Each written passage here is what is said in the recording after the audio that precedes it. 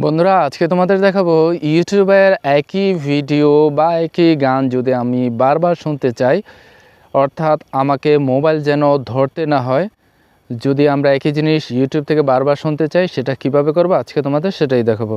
এজন্য ইউটিউব এই অ্যাপসটার উপরে টাচ করব।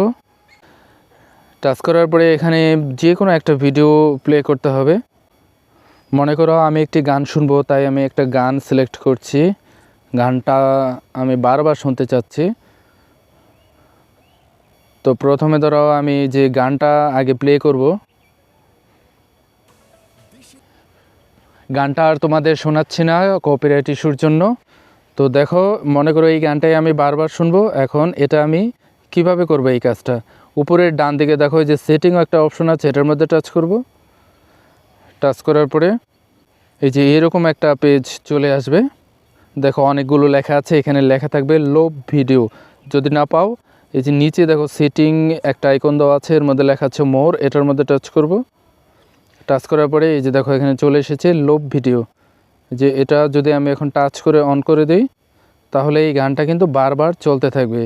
আমাকে কিন্তু এই বারবার এই গানটা প্লে করতে হবে না, গানটা শেষ হওয়ার পর অটোমেটিকই চালু হবে। আশা করি বন্ধুরা বুঝতে পেরেছো। ভিডিওটি যদি ভালো লাগে তাহলে লাইক, কমেন্ট, শেয়ার এবং সাবস্ক্রাইব করার অনুরোধ রইল।